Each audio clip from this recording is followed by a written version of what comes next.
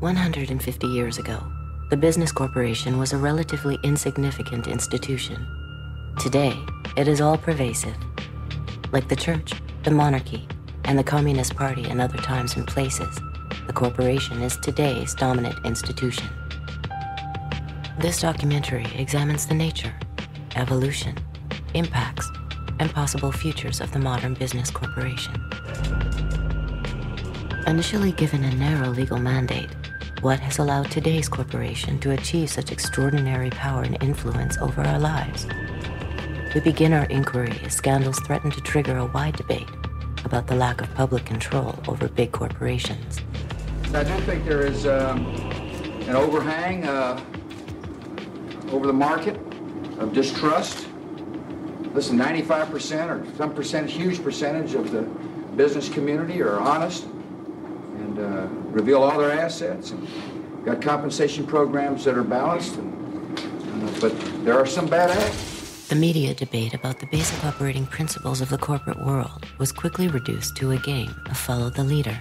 I still happen to think the United States is the greatest place in the world to invest. We have some shakeups that are going on because of a few bad apples.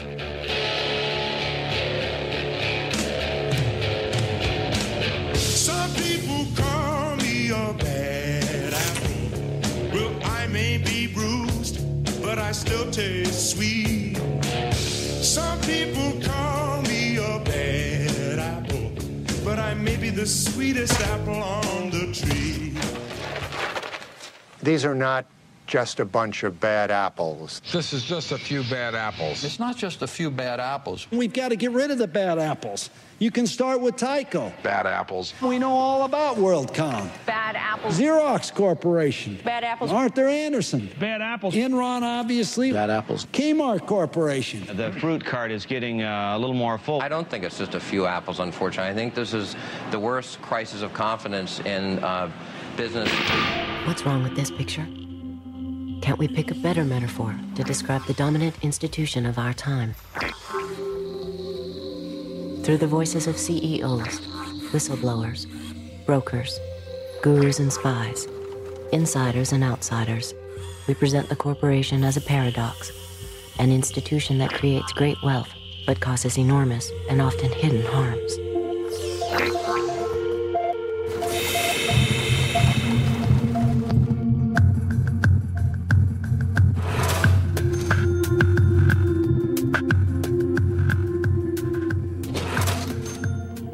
I see the corporation as part of a jigsaw in society as a whole, which if you remove it, the picture's incomplete. But equally, if it's the only part, it's not going to work. A sports team. Some of us are blocking and tackling, some of us are running the ball, some of us are throwing the ball, but we all have a common purpose, which is to succeed as an organization. A corporation is like a family unit. People in a corporation work together for a common end. Like the telephone system, it reaches almost everywhere. It's extraordinarily powerful. It's pretty hard to avoid. And it transforms the lives of people, I think, on balance, for the better. The eagle, soaring, clear-eyed, competitive, prepared to strike, but not a vulture. Noble, visionary, majestic, that people can believe in and be inspired by, that creates such a lift that it soars.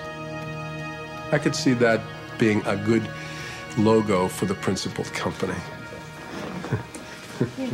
Well, okay, guys, enough bullshit. Corporations are artificial creations.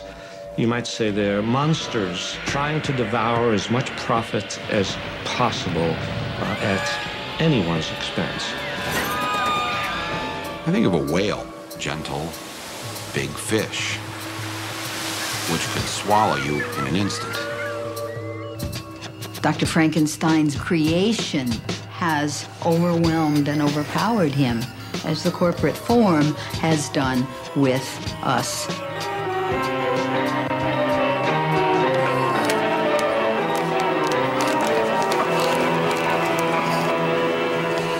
The word corporate gets attached in almost, in a pejorative sense to, and gets married with the word agenda.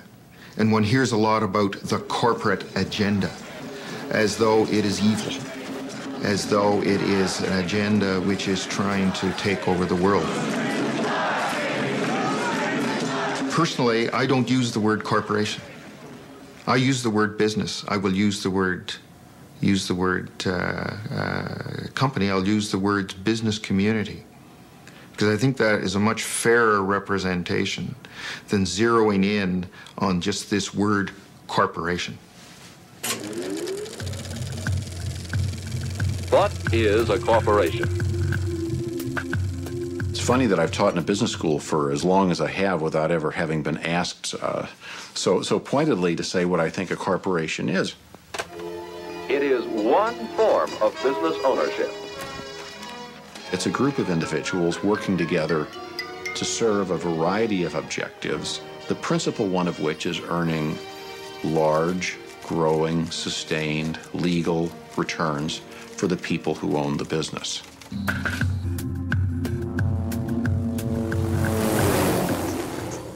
The modern corporation has grown out of the industrial age. The industrial age began in 1712 when an Englishman named Thomas Newcomen invented a steam-driven pump to pump water out of the English coal mines so the English coal miners could get it more coal to mine rather than hauling buckets of water out of the mine. It was all about productivity, more coal per man hour. That was the dawn of the industrial age, and then it became more steel per man hour, more textiles per man hour, more automobiles per man hour, and today it's more chips per man hour, more gizmos per man hour. The system is basically the same, producing more sophisticated products today.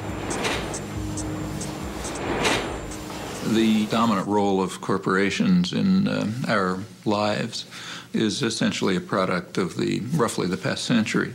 Corporations were originally associations of people who were chartered by a state to perform some particular function, like a group of people want to build a bridge over the Charles River or something like that. There were very few chartered corporations in early United States history. And the ones that existed had clear stipulations in their state-issued charters. How long they could operate, the amount of capitalization, what they made or did or maintained, a turnpike, whatever, was in their charter, and they didn't do anything else. They didn't own or couldn't own another corporation. Their shareholders were liable, and so on. In both the law and the culture, the corporation was considered a subordinate entity that was a gift from the people in order to serve the public good. So you have that history, and we shouldn't be misled by it. It's not as if those were the halcyon days when all corporations served the public trust, but there's a lot to learn from that. The Civil War and the Industrial Revolution created enormous growth in corporations. And so there was an explosion of railroads who got large federal subsidies of land, banking, heavy manufacturing, and corporate lawyers a century and a half ago realized they needed more power to operate and wanted to remove some of the constraints that had historically been placed on the corporate form. The 14th Amendment was passed at the end of the Civil War to give equal rights to black people. And therefore, it said no state can deprive any person of life, liberty, or property without due process of law. And that was intended to prevent the states from taking away life, liberty, or property from black people, as they had done for so much of our history. And what happens is the corporations come into court, and corporation lawyers are very clever, and they say, oh, you can't deprive a person of life, liberty, or property. We are a person. A corporation is a person. And the Supreme Court goes along with that. And what was particularly grotesque about this was that the 14th Amendment was passed to protect newly freed slaves. So, for instance, between 1890 and 1910, there were 307 cases brought before the court under the 14th Amendment. 288 of these brought by corporations, 19 by African Americans.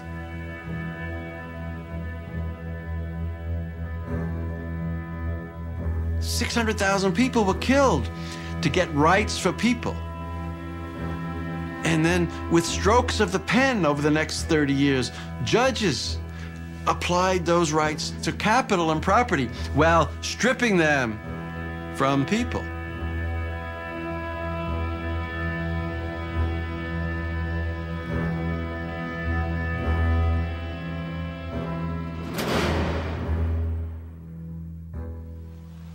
Everybody makes a mistake once in a while, but I just can't be personally responsible. That's one of the weaknesses of a partnership, isn't it, Sid? Well, maybe you better incorporate the store. Incorporate? Yes. Incorporating would give you the big advantage of what you want right now. Limited liability. You start with a group of people who want to invest their money in a company.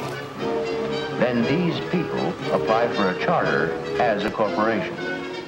This government issues a charter to that corporation. Now that corporation operates legally as an individual person. It is not a group of people. It is under the law a legal person. Imperial Steel Incorporated has many of the legal rights of a person. It can buy and sell property. It can borrow money. It can sue in court and be sued. It carries on a business. Imperial Steel, along with thousands of other legal persons, is a part of our daily living. It is a member of our society. Having acquired the legal rights and protections of a person, the question arises, what kind of person is the corporation? Corporations were given the rights of immortal persons, but then special kinds of persons, persons who have no moral conscience. These are a special kind of persons which are designed by law to be concerned only for their stockholders and not, say, what are sometimes called their stakeholders, like the community or the workforce or whatever. The great problem of having corporate citizens is that they aren't like the rest of us. As Baron Thurlow in England is supposed to have said, they have no soul to save and they have no body to incarcerate. I believe the mistake that a lot of people make when they think about corporations is they think, you know, corporations are like us. General Electric is a kind old man with lots of stories. Nike, young, energetic. Microsoft, aggressive. McDonald's, young, outgoing, enthusiastic. Monsanto, immaculately dressed. Disney, goofy. The Body Shop, deceptive. Very lovely. Do you know what the Body Shop is? Nope. They think they have feelings, they have politics, they have belief systems. They really only have one thing, the bottom line. How to make as much money as they can in any given quarter. That's it. Of course they make a profit, and it's a good thing. That's the incentive that makes capitalism work, to give us more of the things that we need. That's the incentive that other economic systems lack. People accuse us of only paying attention to the economic leg because they think that's what a business person's mindset is. It's just money. And it's not so, because we as business people know that we need to certainly address the environment, but also we need to be seen as constructive members of society. There are companies that do good for the communities. They produce services and goods that are of value to all of us, that make our lives better, and that's a good thing. The problem comes in the profit motivation here, because these people, there's no such thing as enough. And I always point out there's no organization on this planet that can neglect its economic